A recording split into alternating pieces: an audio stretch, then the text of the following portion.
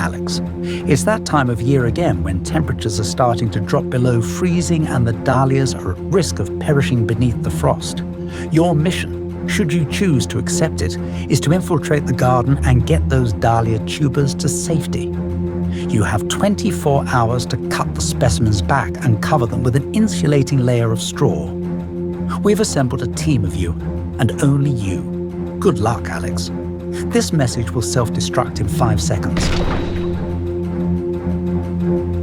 Welcome back to another video. I'm Alex, and today I'm sharing my process of how I overwinter my dahlias. I'm also going to share some of the varieties that I'm growing at the end of the video, so stay tuned for that.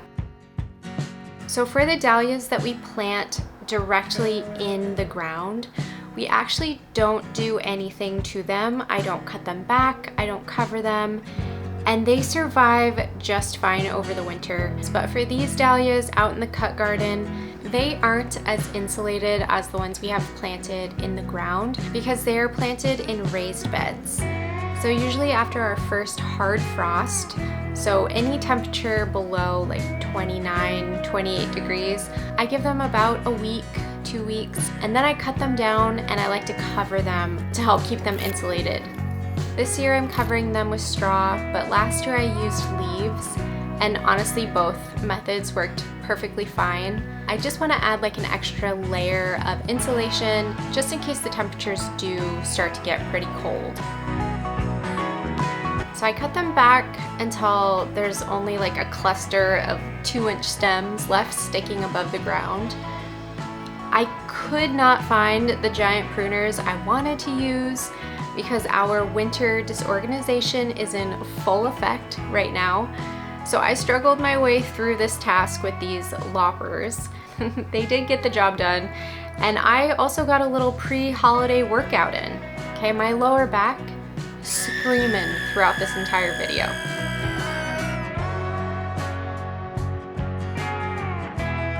It has been pretty wet the last couple of weeks, so I was a little concerned about a few of my tubers because when I was cutting down the plants, the stems were really mushy.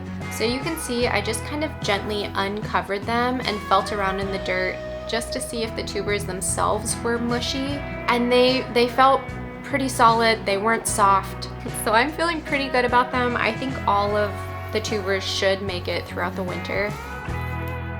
Last year we did lose 2 of our dahlia plants, which isn't really the end of the world. However, I will say the 2 that I lost, one of them was a cafe au lait and the other was a sweet Natalia.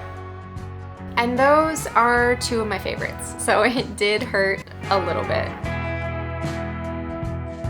In my zone, so I'm in zone 9A, our winters aren't usually super cold, but they are super rainy and wet. And honestly, that tends to be a bigger threat to my tubers than the frost. Between like November and May, everything is just pretty soggy, and I don't want my tubers to rot from all the moisture that gets held in those raised beds. So on top of my straw, I'm just gonna lay some tarps down to help protect them from that rain.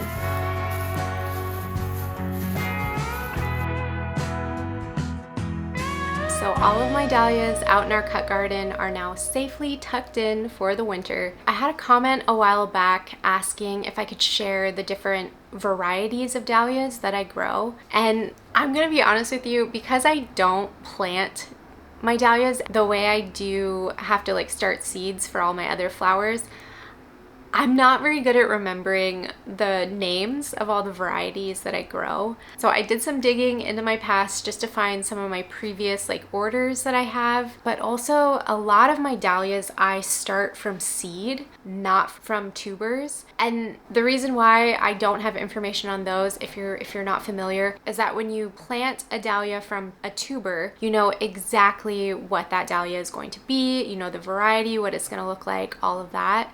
When you plant a dahlia from seed, it's kind of this like hybrid pollinated mix of that dahlia plant that you're taking the seed from and some of the other dahlias in the area. So the fun in that, I think, is that you don't really know what that dahlia is going to grow to look like. It could be good, it could be bad. Maybe you're not totally in love with the flowers that bloom on that plant. But if you do end up liking, you know, what it looks like, you can then always dig up that dahlia, divide those tubers, replant them, and then you'll have that specific flower growing in multiple places in your garden. So some of my dahlias, they just come from seed. I don't have like a variety to share with you, but I will share as many as possible.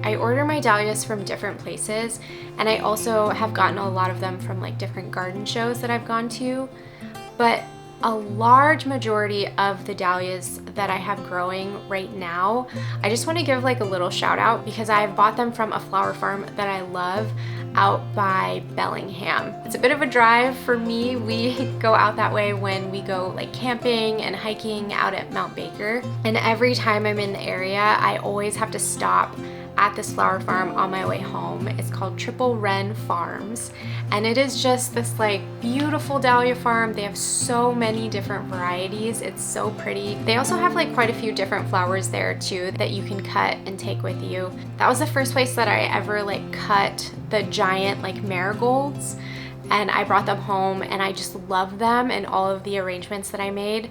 So I also started growing them. It's just a really beautiful farm, and the owners are, I think they've been out there almost every time I've been there, and they're just like chatting with different people who are out cutting their flowers. I've talked to them a little bit. They just seem like really kind, nice people, and I just enjoy supporting, you know, different like local farms and things like that. So I did look at their website to see, kind of compare like what I have bought from them, because I bought my dahlias quite a few years ago, and they don't really have the same varieties as what I have, but they do have a lot of really beautiful varieties online right now, and I mean they might have more kind of later into the year also. So definitely check them out.